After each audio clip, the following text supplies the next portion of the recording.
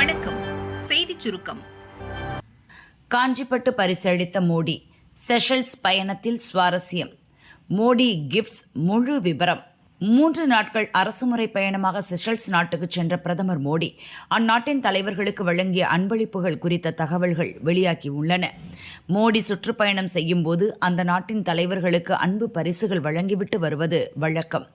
அந்த வகையில் செஷல்ஸ் தலைவர்களுக்கு இந்தியாவின் கலை, பாரம்பரியம், நூற்றாண்டு பழமையான கைவினை திறனை வெளிப்படுத்தும் பரிசுகளை வழங்கியிருக்கிறார் மோடி. செஷல்ஸ் அதிபர் பேட்ரிக் ஹெர்மினிக்கு உத்தரப்பிரதேசத்தில் தயாரிக்கப்படும் புகழ்பெற்ற கைவினைப் பொருளான மொராதாபாத் பித்தளை ஆமையை அன்பளிப்பாக மோடி வழங்கியிருக்கிறார். அதிக ஆண்டுகள் வாழக்கூடிய ஆல்டாப்ரா ஆமைகள் செஷல்ஸ் நாட்டின் தனித்துவமாக விளங்குகின்றன. அதனை குறிக்கும் வகையில் இந்த பித்தளை ஆமையை மோடி பரிசாக வழங்கியிருக்கிறார். அதிபர் பேட்ரிக் ஹெர்மினியின் மனைவி வெரோனிக்கிற்கு மகேஸ்வரி பட்டு மற்றும் கர்நாடகாவைச் சேர்ந்த பழங்கால உலோக கைவினைப் பொருட்கள் அடங்கிய பெட்டியை மோடி பரிசாக வழங்கினார். மத்திய பிரதேசத்தின் மகேஸ்வரில் கைத்தறி நெசவு மூலம் நுணுக்கமான கைவினை வேலைப்பாடுடன் நெய்யப்படுவதே மகேஸ்வரி பட்டாகும். அதேபோல் செஷல்ஸ் துணை ஜனாதிபதி செபஸ்டியன் பிள்ளைக்கு சிக்கிமிலிருந்து கொண்டு சென்ற ஓவியத்தை மோடி பரிசளித்துள்ளார். செஷல்ஸ் துணை ஜனாதிபதியின் மனைவி லீனா பிள்ளைக்கு தமிழர் பாரம்பரியமான காஞ்சிபுரம் பட்டாடைகளை பரிசாக வழங்கிவிட்டு வந்திருக்கிறார் மோடி. மேலும் செஷல்ஸ் பார்லிமெண்ட் சபாநாயகர் அசரல் எர்னெஸ்டாவுக்கு நீலகிரி மலைப்பகுதியில் வசிக்கும் தோடா சமூகத்தினரால் தயாரிக்கப்படும் சால்வையை பரிசளித்துள்ளார் மோடி. செல்லும் இடமெல்லாம் தமிழர் பாரம்பரியத்தை பறைசாற்ற தவறாத பிரதமர் மோடி செஷல்ஸ் பயணத்தின் போது தமிழர் கட்டிய விநாயகர் கோயிலுக்கும் சென்று வந்தார் என்பது குறிப்பிடத்தக்கது. சீரழிந்த சட்டம் ஒழுங்கு திமுக விமர்சனம். கலெக்டர்கள், போலீஸ் அதிகாரிகளுடன் முதல்வர் ஆய்வு நடத்தும் நாளிலேயே சீரழிந்த சட்டம் ஒழுங்கு என மயிலாடுதுறையில் காதல் ஜோடி தற்கொலை செய்து கொண்ட சம்பவத்தை சுட்டிக்காட்டி திமுக விமர்சித்துள்ளது. அதன் அறிக்கையில் மயிலாடுதுறை மாவட்டம் புதுப்பாளையம் கிராமத்தைச் சேர்ந்த பார்த்திபன் என்ற 19 வயது இளைஞரும் 16 வயது இளம்பெண்ணும் காதலித்துள்ளனர். இரு வீட்டாரும் வெவ்வேறு சாதியைச் சேர்ந்தவர்கள் என்பதால் பிரச்சினை ஏற்பட்டுள்ளது. மனமுடைந்த அந்த காதல் ஜோடி ஒரு குடிசையில் தூக்கிட்டு உயிரை மாய்த்து கொண்டனர். இந்த காட்சியை பார்த்து தமிழகமே பதைக்கிறது. இந்த மர்ம மரணங்கள் குறித்து பல சந்தேகங்கள் எழுகின்றன. சிங்கப்பெண் என்ற ஸ்டிக்கர் திட்டத்தின் ஆட்சியில் +2 படிக்கும் பெண்ணின் உயிருக்கு கூட பாதுகாப்பு இல்லாத மோசமான சூழல் நிலவுவதை உணர முடிகிறது. இதுவரை வட மாநிலங்களில் மட்டுமே வீடுகளை இடிக்கும் காட்சிகளை பார்த்து வந்த நாம் தமிழகத்திலும் இரு குடும்பத்தார் பிரச்சினையில் வீடுகளும் வாகனங்களும் நொறுக்கப்படும் புதிய அபாயமும் அரங்கேறியுள்ளது. இத்தனை கொடூரங்களும் முதல்வர் ஆய்வு நடத்தும் நாளிலேயே அரங்கேறியிருப்பது சட்டம் ஒழுங்கு மிக மோசமாக சீரழிந்திருப்பதையே காட்டுகிறது. குதிரை பேரத்தில் எம்எல்ஏக்களை விலைக்கு வாங்கும் அரசின் முதல்வர் தன் கட்டுப்பாட்டில் உள்ள சட்டம் ஒழுங்கின் மீது இனியாவது கவனம் செலுத்துவாரா? திமுக இதை கூட விமர்சிக்காமல், கேள்வி கேட்காமல் 6 மாதம் பொறுத்திருந்தால் அநியாயமாக பறிபோன 2 உயிர்களை திருப்பி கொடுத்து விடுவாரா ரீல்ஸ் முதல்வர் என திமுக கேள்வி எழுப்பியுள்ளது. ராணுவ தலைமை தளபதியாக தீரஜ் சேத் பதவியேற்பு. புதிய தளபதியின் பின்னணி இதுதான். இந்திய ராணுவ தலைமை தளபதியாக ஜெனரல் உபேந்திர திவேதி 2024ஆம் ஆண்டு பொறுப்பேற்றார். அவரது பணிக்காலம் நிறைவடைந்ததை தொடர்ந்து இன்று அவர் பணி ஓய்வு பெற்றார். இதனைத் தொடர்ந்து நாட்டின் 31வது ராணுவ தலைமை தளபதியாக ஜெனரல் தீரஜ் சேத் இன்று டெல்லியில் பொறுப்பேற்றுக் கொண்டார். முன்னதாக உபேந்திர திவேதி தனது பொறுப்புகள் அனைத்தையும் புதிய தளபதி தீரஜ் சேத்திடம் ஒப்படைத்தார். புதிய தலைமை தளபதியாக பொறுப்பேற்றுள்ள தீரஜ் சேத் பற்றிய சுவாரஸ்யமான பின்னணி தகவல்கள் வெளியாகியுள்ளது. வாருங்கள் அவற்றை பார்க்கலாம். 1986ஆம் ஆண்டு ராணுவத்தில் சேர்ந்த தீரஜ் சேத் ஜம்மு காஷ்மீரில் கிளர்ச்சி எதிர்ப்பு படை, பாலைவன பகுதிகளில் கவச படைப்பிரிவு என நாட்டின் முக்கிய பகுதிகளில் சுமார் 40 ஆண்டுகள் பணியாற்றியவர். புனே கடக்வாஸ்லாவில் உள்ள தேசிய பாதுகாப்பு அகாடமியின் முன்னாள் மாணவரான இவர் ராணுவ கமாண்டர், கவச படைப்பிரிவு தலைவர் உள்ளிட்ட பல்வேறு முக்கிய பொறுப்புகளை வகித்துள்ளார். தெற்கு பிராந்திய கமாண்டராக பணியாற்றிய பின்னர் ராணுவ துணை தளபதியாகவும் பதவி வகித்தார். பாலைவன பகுதிகள், மேற்கு பகுதி மற்றும் ஜம்மு காஷ்மீர் உள்ளிட்ட நாட்டின் எல்லைப் பகுதிகளில் நிலைநிறுத்தப்பட்டுள்ள ஆயுத படைகளை இவர் வழிநடத்தியுள்ளார். அங்கோலா நாட்டில் ஐநா படை அதிகாரியாகவும் பணியாற்றியுள்ள தீரஜ் சேத் பிரான்ஸ் தலைநகர் பாரிஸில் நடந்த ராணுவ உயர் அதிகாரி பயிற்சியிலும் பங்கேற்றுள்ளார். ராணுவத்தை நவீனப்படுத்துதல் மற்றும் வலுப்படுத்துவதற்கான வியூகங்களை வகுப்பதில் திறமை பெற்றவராக இவர் அறியப்படுகிறார். லெப்டினன்ட் ஜெனரலாக இருந்தபோது ராணுவத்தின் அதிதிறன் மிக்க தாக்குதல் படைகளில் ஒன்றான சக்ரா காப்ஸ் படையை வழிநடத்தியுள்ளார். மேலும் காஷ்மீரில் தீவிரவாத ஒழிப்பு பணியிலும் ஈடுபட்டுள்ளார்.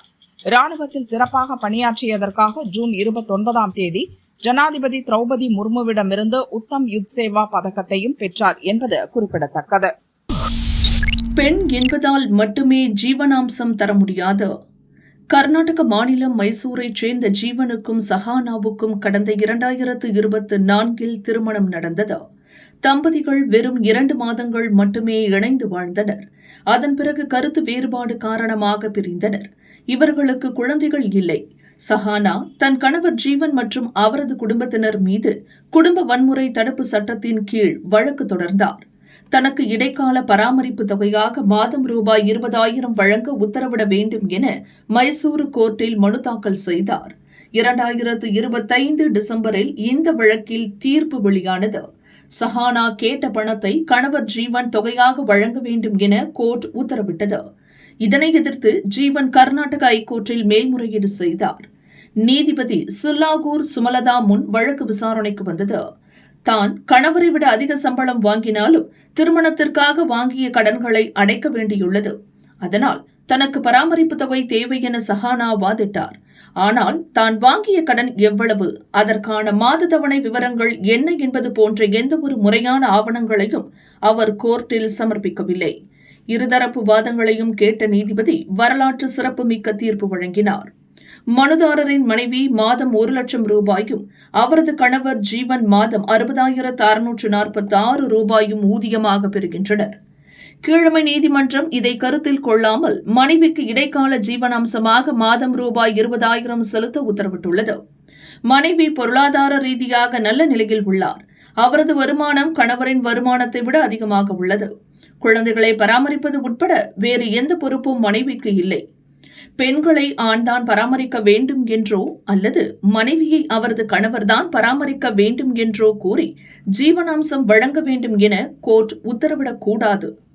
தன்னை பராமரித்துக் கொள்ள நிதி ஆதாரம் இல்லை என்பது மனைவியால் நிரூபிக்கப்பட்டால் மட்டுமே கணவரிடமிருந்து மனைவிக்கு ஜீவனாம்சம் வழங்கும் கடமை உள்ளது. எனவே மனுதாரர் மாதம் ரூபாய் 20,000 மனைவிக்கு வழங்க வேண்டும் என்ற கீழமை நீதிமன்றத்தின் உத்தரவு ரத்து செய்யப்படுகிறது. இந்த உத்தரவு இடைக்கால பராமரிப்பு தொகை வழங்குவதற்கு மட்டுமே பொருந்தும் என அந்த உத்தரவில் கூறப்பட்டுள்ளது. காலையில் குறைந்து மதியம் உயர்ந்தது. இன்றைய தங்கம் வெள்ளி விலை இதோ.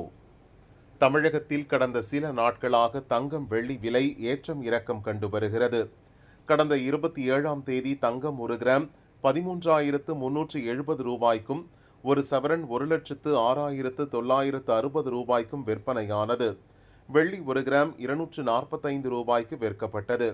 நேற்று தங்கம் கிராமுக்கு 70 ரூபாய் குறைந்து 1 கிராம் 13,300 ரூபாய்க்கும், சவரனுக்கு 560 ரூபாய் குறைந்து 1,06,400 ரூபாய்க்கும் விற்பனை செய்யப்பட்டது. இந்நிலையில் இன்று காலை ஆபரண தங்கத்தின் விலை அதிரடியாக சரிந்தது. சவரனுக்கு 2,160 ரூபாயும் கிராமுக்கு 270 ரூபாயும் குறைந்தது. ஒரு சவரன் 1,04,240 ரூபாய்க்கும், 1 கிராம் 13,030 ரூபாய்க்கும் விற்பனை செய்யப்பட்டது. தங்கம் விலை சரிந்து நகை பிரியர்களுக்கு சற்று நிம்மதி தந்த நிலையில் மதியம் அதிரடியாக விலை உயர்ந்து அதிர்ச்சியை தந்தது. சவரனுக்கு 1,360 ரூபாய் அதிரடியாக உயர்ந்து ஒரு சவரன் 1,05,600 ரூபாய்க்கும், கிராமுக்கு 170 ரூபாய் உயர்ந்து 13,200 ரூபாய்க்கும் விற்பனையாகிறது. வெள்ளி விலை காலையில் கிராமுக்கு 5 ரூபாய் குறைந்து 1 கிராம் 240 ரூபாய்க்கு விற்கப்பட்டது. தங்கத்தைப் போலவே வெள்ளி விலையும் மதியம் உயர்வை கண்டது. கிராமுக்கு 5 ரூபாய் உயர்ந்து 1 கிராம் 245 ரூபாய்க்கு விற்பனை செய்யப்படுகிறது. முதல் புயல் சின்னம் என்ட்ரி, அடித்து ஊற்றப்போகும் கனமழை. வானிலை மையம் முக்கிய அப்டேட். தமிழகத்தில் பரவலாக தென்மேற்கு பருவமழை வலுப்பெற்று வரும் நிலையில் அடுத்த 1 வாரத்துக்கு மழை தொடரும் என்று சென்னை வானிலை மையம் கணித்துள்ளது.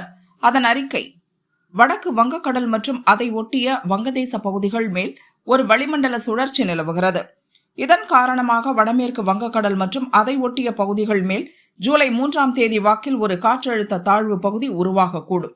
வானிலை மாற்றங்கள் காரணமாக இன்று முதல் ஜூலை 2ஆம் தேதி வரை 3 நாட்களுக்கு வட தமிழகம், புதுச்சேரி, காரைக்கால் பகுதிகளில் ஒரு சில இடங்களில் இடி மின்னலுடன் மிதமான மழை பெய்யக்கூடும். மணிக்கு 50 கிலோமீட்டர் வேகத்தில் பலத்த காற்றும் வீசக்கூடும். ஜூலை 3ஆம் தேதியை பொறுத்தவரை கோவை மாவட்ட மலைப்பகுதிகள், நீலகிரி, தேனி மாவட்டங்களில் கனமழை கொட்டி தீர்க்கும். தமிழகத்தின் மற்ற பகுதிகள், புதுச்சேரி, காரைக்காலில் மிதமான மழைக்கு வாய்ப்புள்ளது. ஜூலை 4ஆம் தேதியை பொறுத்தவரை கோவை மாவட்ட மலைப்பகுதிகள், நீலகிரி, கன்னியாகுமரி மாவட்டங்களில் கனமழை பெய்யக்கூடும். மற்ற இடங்களில் மிதமான மழைக்கு வாய்ப்புண்டு. 5 மற்றும் 6ஆம் தேதிகளில் மேற்கு தொடர்ச்சி மலைப்பகுதிகள் உட்பட தமிழகம், புதுச்சேரி, காரைக்காலில் மிதமான மழை பெய்யக்கூடும். சென்னையை பொறுத்தவரை இன்றும் நாளையும் வானம் ஓரளவு மேகமூட்டத்துடன் காணப்படும். இடி மின்னலுடன் மிதமான மழை பெய்ய வாய்ப்புள்ளது. இன்று பகல் 2 மணியுடன் முடிந்த கடைசி 24 மணி நேர நிலவரப்படி அதிகபட்சமாக நீலகிரி மாவட்டம் பந்தலூரில் 42.8 மில்லிமீட்டர் மழை பதிவாகியுள்ளது என்று வானிலை மையம் கூறியுள்ளது. வயிற்றில் இருந்த கேப்சியூல் காட்டிக் கொடுத்த எக்ஸ்ரே அயன்பட பாணியில் கடத்தல். சென்னை ஏர்போர்ட்டில் பரபரப்பு. எத்தியோப்பியாவிலிருந்து சென்னைக்கு வரும் விமானத்தில் போதைப்பொருள் கடத்தி வரப்படுவதாக டிஆர்ஐ எனப்படும் வருவாய் புலனாய்வு துறையினருக்கு ரகசிய தகவல் கிடைத்தது. சர்வதேச போதைப்பொருள் மாஃபியாவைச் சேர்ந்த பெண் ஒருவர் அதை கடத்தி வருவதாக கூறப்பட்டது. இந்த தகவலை அடுத்து டிஆர்ஐ அதிகாரிகள் சென்னை ஏர்போர்ட்டில் தீவிர கண்காணிப்பில் ஈடுபட்டனர். எத்தியோப்பியா தலைநகர் அடிஸ் அபாபாவில் இருந்து சென்னைக்கு வந்த விமான பயணிகளை டிஆர்ஐ அதிகாரிகள் தீவிரமாக சோதனை செய்தனர். அந்த விமானத்தில் கென்யாவைச் சேர்ந்த 35 வயது மதிக்கத்தக்க பெண் ஒருவர் டூரிஸ்ட் விசாவில் சென்னைக்கு வந்திருந்தார். அந்த பெண்ணின் மீது அதிகாரிகளுக்கு சந்தேகம் வந்தது. அவரிடம் தீவிர விசாரணை நடத்தினர். அவர் முன்னுக்கு பின் முரணான தகவல்களை கூறியதால் சந்தேகம் வலுத்தது. உடைமைகளை சோதனை செய்தனர். சல்லடை போட்டு தேடினர். ஆனால் எதுவும் சிக்கவில்லை. இறுதியாக அந்த பெண்ணை மருத்துவமனைக்கு அழைத்து சென்று வயிறு பகுதியை எக்ஸ்ரே எடுத்து பார்த்தபோது அதிகாரிகள் அதிர்ச்சியடைந்தனர். பயணத்திற்கு முன்பாக பெருமளவு கேப்சூல்களை அந்த பெண் விழுங்கிவிட்டு வந்திருப்பது தெரியவந்தது. மருத்துவ குழுவினரின் உதவியுடன் பெண்ணின் வயிற்றில் இருந்து மொத்தம் 70 கேப்சூல்கள் வெளியே எடுக்கப்பட்டன. கேப்சூல்களை உடைத்து பார்த்தபோது அதில் 850 கிராம் கொக்கைன் போதைப் பொருள் இருந்தது. அதன் இந்திய மதிப்பு 15 கோடி ரூபாய். அவற்றை பறிமுதல் செய்த அதிகாரிகள் அந்த பெண்ணை கைது செய்து தீவிர விசாரணை நடத்தி வருகின்றனர். முதற்கட்ட விசாரணையில் அந்த பெண் சர்வதேச போதைப் பொருள் மாஃபியாவைச் சேர்ந்தவர் என்பது உறுதிப்படுத்தப்பட்டுள்ளது.